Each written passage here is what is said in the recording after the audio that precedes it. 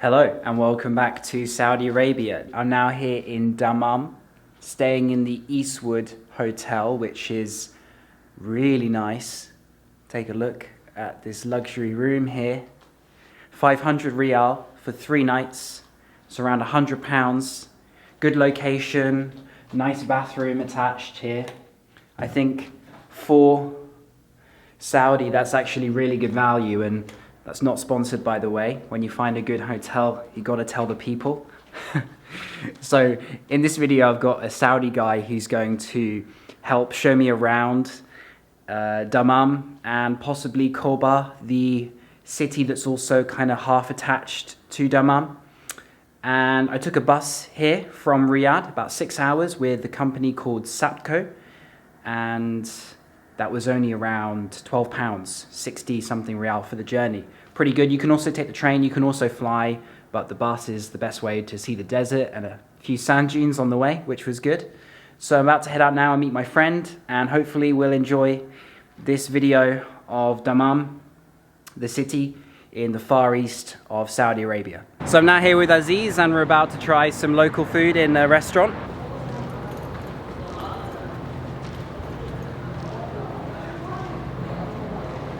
So this is mathloutha. Wow, look at that. Yeah, with a MANDI rice. So you can see here, it's like a layer of rice, then a layer, we call this one garsan. It's kind of a bread with like vegetables. And you can find here, like for other wear, yeah, this is the white, we call it haris. Okay. Yeah, or jirish. Yeah. So these all 3 layers together, we call it mathloutha. Like in Nice. English, we call it triad. Yeah. Yeah, Okay. triad. Bon appetit. Yeah.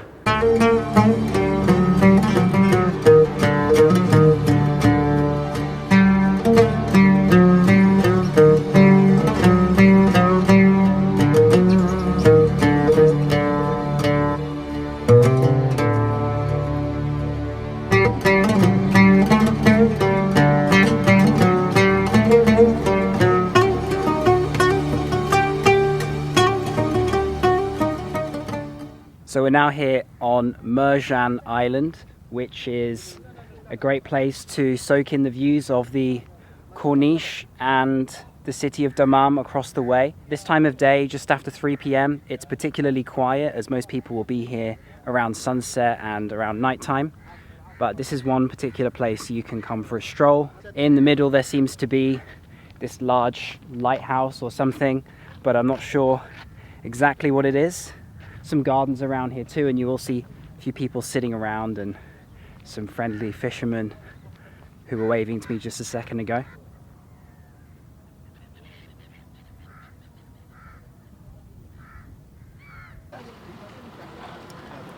Nice. Shahi Akmar in there somewhere? جاهز الشاهي. عطنا 2 شاهي. Would like a tea? Yes, please. What Corn about the as sugar? well. No sugar, please. No sugar. واحد خفيف. And we have أقل شوي. بس. pineapples with oranges بدون. as afternoon snacks.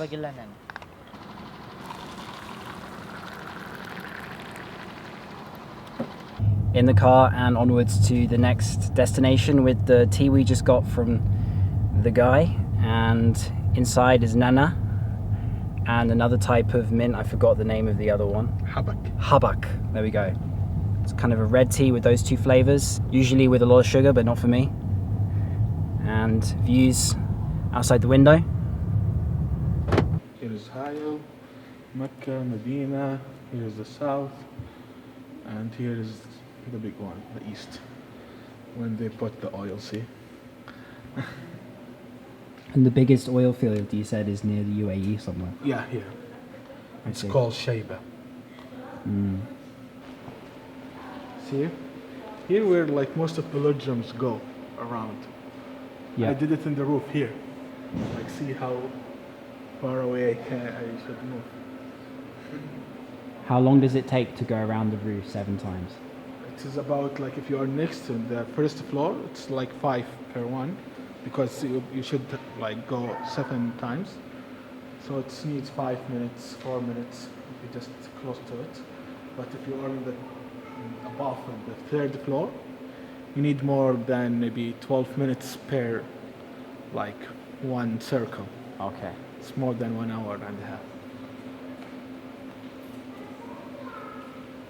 This is the first king, King Abdulaziz. Yes. And then the second king, third king, King Faisal, King Khalid, King Fahd, King Abdullah, then now King Salman. They all in just like respectively. This guy is Khamis al-Ramthan. He is the direct guy for the American scientist who discovered the oil inside Saudi Arabia. There's like a good story about him, you can check about it, because they go to different area, then they remember there is one special area that they might find an oil there. They call it the seventh area. He is the guy who remembered that area. He didn't know how to get back to it. He said, "Oh, it is easy, so let's go back." He is the direct of these scientists in the middle of desert. He put it like behind his back and going up to the palm to collect these dates. Oh, I see. Do people still do that today? Yes.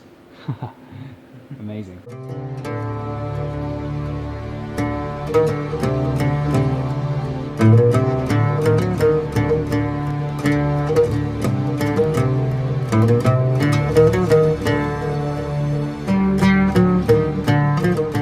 So we're now here in the city of Khobar, or Al-Khobar. Al means the.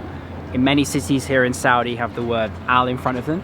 It's essentially connected to Dammam, and it's more like the sort of commercial heart of the area.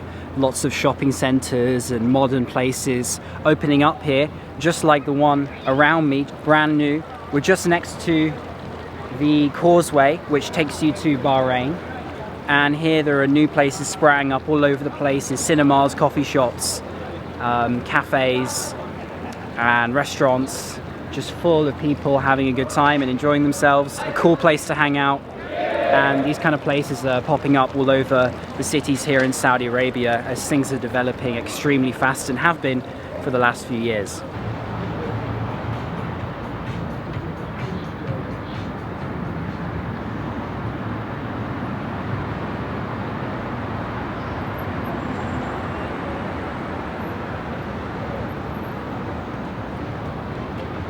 So we've now made it down to the water, and from here you can see the King Fahd Causeway, which leads all the way to Bahrain, where I'll be going in a few days' time across that very bridge. And it's very difficult to see Bahrain from here with your own eyes, but at night time it is possible to see the lights, and perhaps on a very, very clear day you may be able to see the distant land. The sun's setting behind me here. Beautiful, cool evening here in Khobar, and this is worth taking a look at, and especially if you're traveling to Bahrain from Saudi, then certainly stopping in Dammam or Khobar for a night or 2 nights, in my case 3, is going to be worth it, just to explore that little bit more of this area. What I'm liking a lot about Khobar compared to Riyadh is there's a lot of areas you can walk around, lots of open spaces. Like the Corniche in Jeddah, you can't really get that in the capital city as much, and you can get the fresh breeze and sea air. It's really nice. There's grass and trees.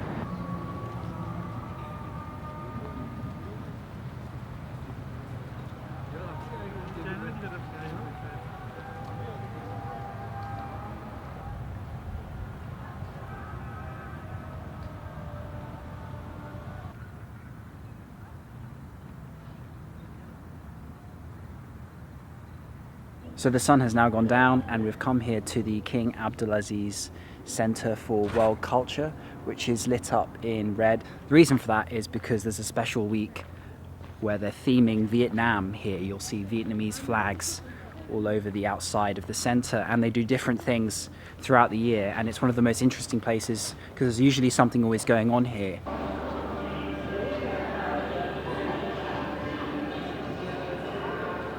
So every now and then the cultural center is themed with a different country, and like I said, it's now Vietnam, and they've really gone all out. There's a lot of interesting things, embracing the street food and the coffee. They're really using this cultural center. It's not just an empty building and a fancy thing for people to look at from the outside. It's being used all the time. Traditional Hoi An lantern making. You can actually have a go, as all of these visitors are doing. It's really nice to see.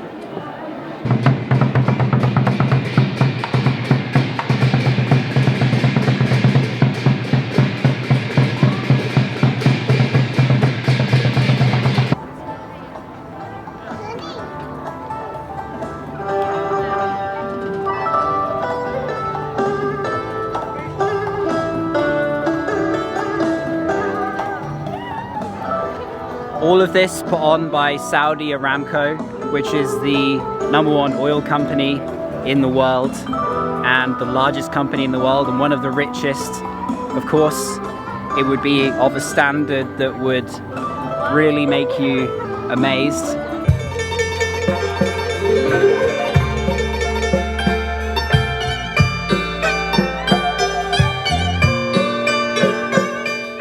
I don't normally recommend museums too much in my videos, but this is somewhere you really have to visit if you're in Dammam or Khobar. It's way too good to be missed in a city which is not the capital or well known like Jeddah. This is like the third city in the country, and yet even after Mecca and Medina, it's sort of not somewhere people really would think of coming, perhaps, unless it's for work. Like a lot of foreigners come here for the oil companies and things like that. But this museum is not to be missed here. Lots of information and lots of cultural things going on, as you saw with Vietnam being the country for today. Make this one of the top things to do here in Dammam. Welcome back. Today is another day here in Dammam.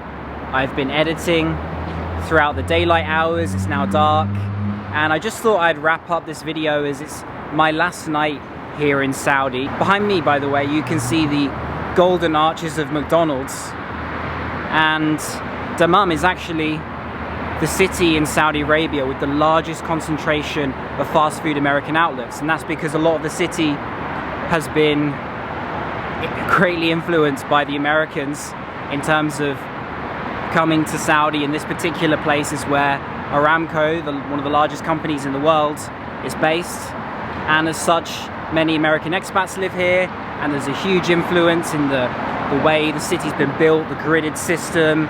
There's districts where many expats live too.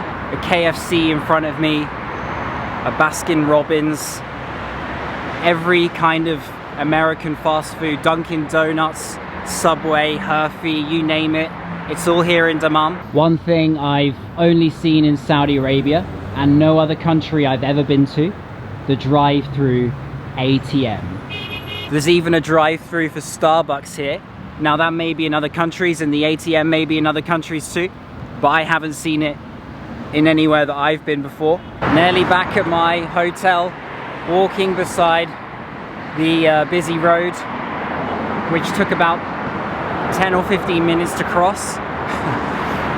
It's not really set up for pedestrians so well in some places here, although this pathway is quite large and nice to walk on, but often there's no lights to cross roads, no zebra crossings. You just have to find an opening in the traffic and run for it, you know. That's it from Saudi Arabia. I hope you enjoyed this little journey that I've taken you on in these last few videos, and I hope it changed your perception slightly about the country.